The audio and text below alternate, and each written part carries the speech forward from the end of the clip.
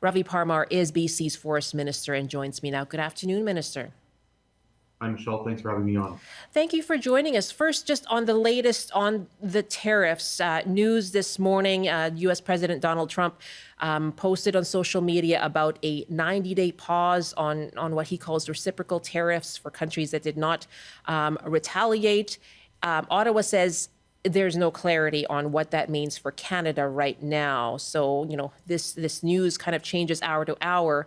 What are you taking from what's been announced today?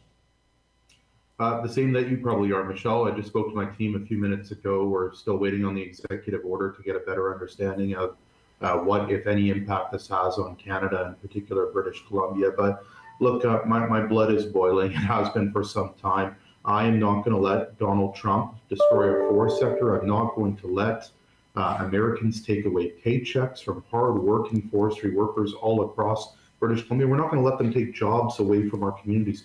We have to fight.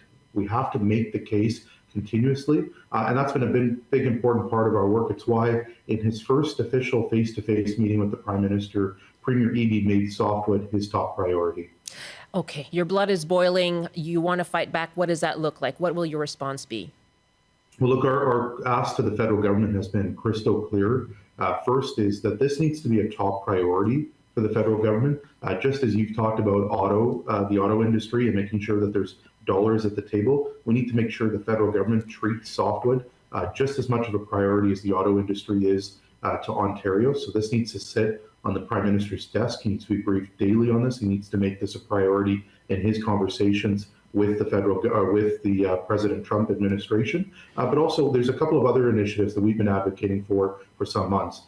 Firstly, we've been advocating for a loan guarantee program. The first official letter, Michelle, that I sent to my federal counterparts was asking them to develop a loan guarantee program that would provide bonding and liquidity support to industry right now to be able to help support them keeping people employed. The second thing is we've been talking a lot about trade diversification. Your listeners may not know, but 2 years ago, the federal government gutted trade diversification dollars coming to the province of British Columbia to a Crown agency that we have called the Forestry Innovation Investment, Canada Wood, BC Wood. These are boots on the ground supports available in other countries to make the case that they should be buying our lumber. That was the conversation I had with my federal counterpart, Jonathan Wilkinson, just a couple of days ago, and I know the Premier has relayed that to the Prime Minister as well. We need that support.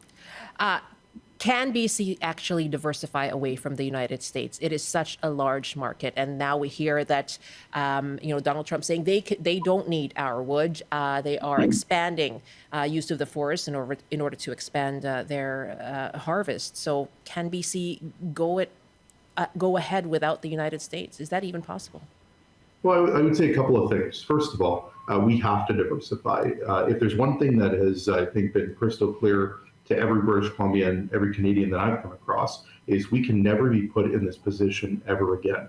And so we are going to be leading, trade missions. We are going to be leading efforts to be able to diversify and look at markets like Japan, South Korea, India, and Europe in the case of our lumber market. And I know work is continuing alongside my colleagues across government in this effort. But I think you're absolutely right, and I think you've touched on an issue. Donald Trump doesn't believe that he needs the trees from Canada. He believes that he can mow down all the trees of the National Forest Service in the United States. And let me be one of many people to say, President Trump, you're dead wrong.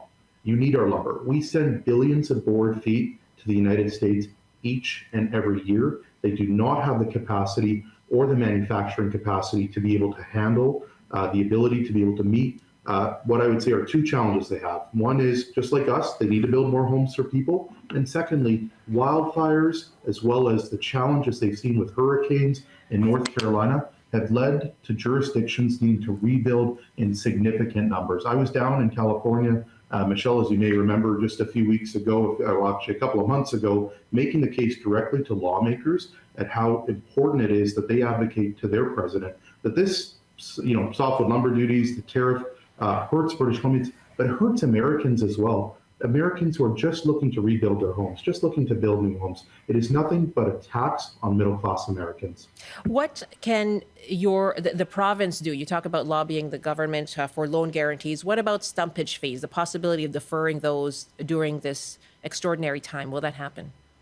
Yeah, those are all things that are on the table. One of the things that I did when I became Minister of Forests was I assembled a softwood lumber advisory council. I've got workers represented, industry representatives, First Nations leadership, all helping to advise me on the steps we need to take to be able to address that. Premier touched on that on his speech at the Council of Forest Industries in Prince George Friday. We've got a number of initiatives underway to be able to address fiber security, a lot of the challenges that the industry has raised over the last number of years. Again, it's not softwood lumber duties and tariffs alone, Michelle, that are impacting our forest sector. It's the end of the pine beetle kill, it's wildfires, and a whole host of other challenges. Okay. Let me just get clarity on that, though. You say it's on the table, but when could it happen? I think the industry, we're going to talk to Kofi in a minute here, they want clarity, right? They want certainty. So if you're thinking about pausing, suspending stumpage fees, when would that be? Well, I would say Kofi knows where I stand. We are going to take the steps necessary. Right now, the softwood lumber duties are 14%. If they go up, which we expect they will in August, 34%, we will be taking action.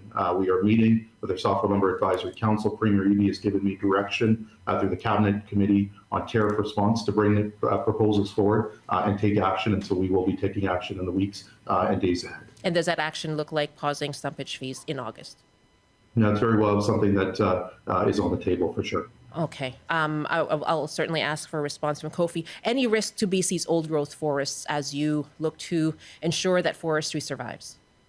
Well, look, let me be crystal clear. We have done a lot of work as a government over the course of the last number of years to protect our ancient forests, to ensure that we are prioritizing biodiversity in our relationships with Indigenous peoples and First Nations. Let me be crystal clear. The old growth strategic review that our government led in fact by Al Gorley and Gary Merkel, is a top priority for me. I have an old growth action plan that the Premier has given me direction on and making sure we're fulfilling our obligations, and that continues to remain a top priority for me in this government. Minister Parmar, thank you so much for your time. Always a pleasure.